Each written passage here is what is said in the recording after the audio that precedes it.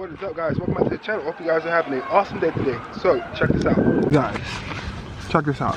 I took the red car, the red Jetta, up to Pep Boys to see if I can pretty much get the car looked over and how much it would be to fix everything on the red Jetta.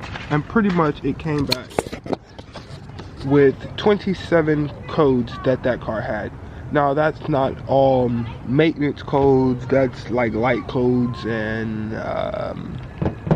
airbag codes and codes like that because the car was in an accident. But besides those main codes like that, there were a couple other things that the car needed. And check this price out. So the price came out to $2,600. He wanted to give me a 10% discount to bring it down to like $2,100 and another discount. But this price was literally for like a tune-up and spark plugs, a coolant system flush, some more coolant stuff, axles, and a fuel pump. And it came out to that much. Now I went and bought pretty much all the stuff on my own. I went and bought my own fans, my own axles and everything. So I'm about to try and fix this for way less than this price. So far, I'm at $245 so far, just fixing all of this stuff myself. So for the driver side axle and the passenger side axles, they wanted $139 and $228 and $304 for labor, just for front axles. That's ridiculous.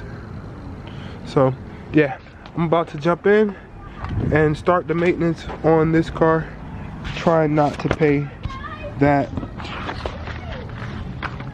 So I'm about to start the maintenance on this car, trying not to pay that hefty tag of $26.31.36. So that's the goal.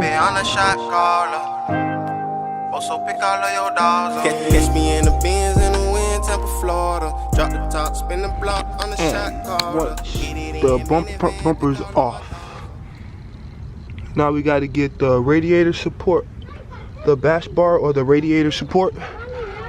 Got to get this off, and it's just held in by like 4 bolts and 4 more bolts here and 4 more bolts on that side, and then you can take the bash bar off. And just like that, the front radiator support is off, just held in by 4 bolts on that side, 4 bolts on that side, and then the AC is also holding it in too with the front support, I mean the bottom, the lower radiator support, and then the fan plug. But other than that, it comes right out. And then we got to take out 1, 2, 3, 4 bolts and then put the new fan in. Yeah, see, you can hear it. Something got trapped in there and it seized these fans up, so I had to break them apart to see if I can get them back to spin, and they won't start, they will not turn on at all. So yeah, since we got all of that out the way, I know one other thing on the paper was the belt. The belt was on the paper too, so I gotta figure out where the tensioner is on this belt so I can take this belt off and change out this belt too. So if you want to change out these belts, it's actually super simple.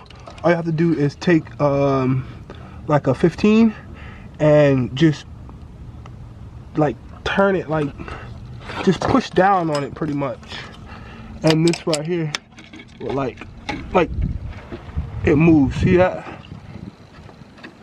And then you can take the belt off if you want to, just like that. So yeah, let me go ahead and get that belt off. And there's the bigger belt and the smaller belt. The bigger belt goes on the inside and the smaller belt goes on the outside. And then to put it back on, all you do is just take it, tighten it up, and turn it, and then just slip the belt back on.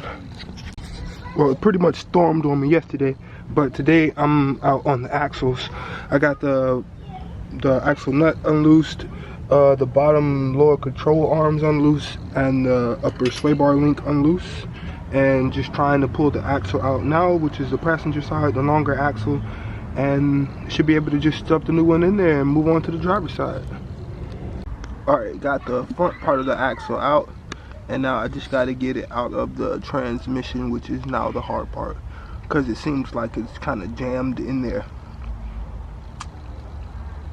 So I had to go buy a set of these pry bars, and I bent the smallest one back, but either way I had to use the next size up, and then I was able to just put the pry bar in between the axle and the transmission and just kind of pry it back, and then she popped out.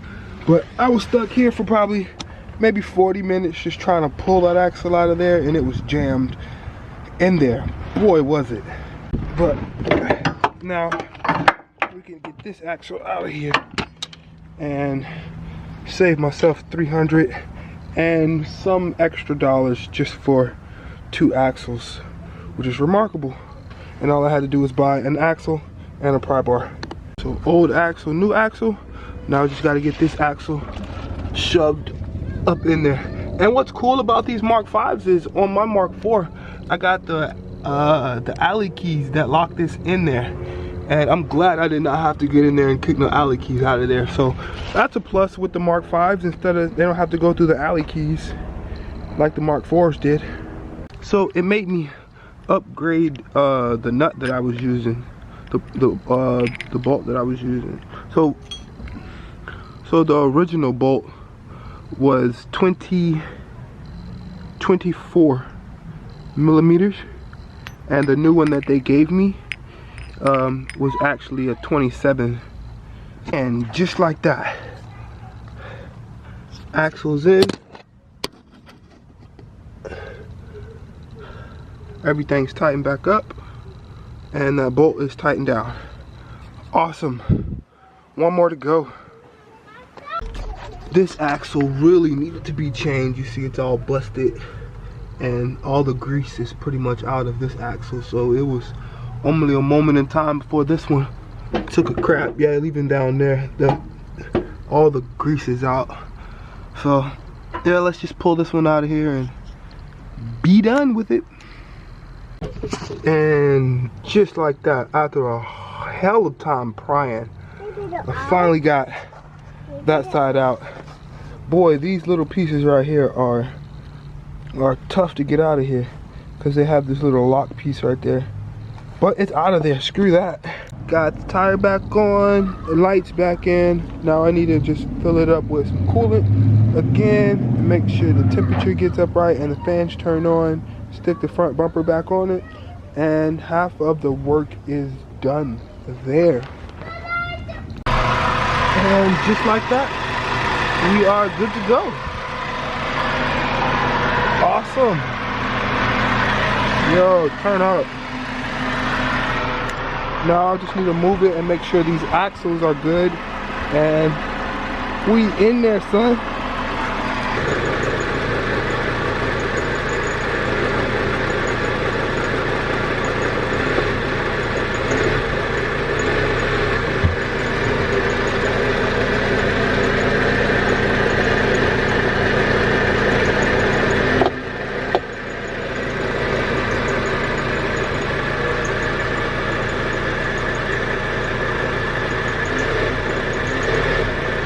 Yo, that's crazy.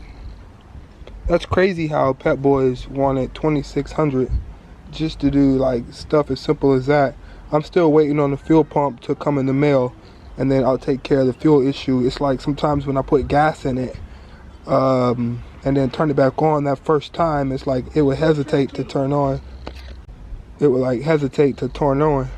But I got the fuel pump coming in the mail. I already did the spark plugs when I first got it. I just got the wires coming in the mail too. But that's pretty much like the complicated stuff, like the axles and the fan and the belts. So that's half of the job. Just gotta wait for the rest to come in the mail, and then she will be pretty much all done. I love it. And then I got the new mirrors. I got new mirrors coming in the mail too. So yeah, this is getting new mirrors. New mirrors. But I guess I will catch you guys when the fuel pump and the plugs come in the But I guess I'll catch you guys when the But I guess I will catch you guys when the fuel pump comes in the mail and the spark plug wires come in the mail. That way we can just finish this up and get this out of here and save ourselves $26,000.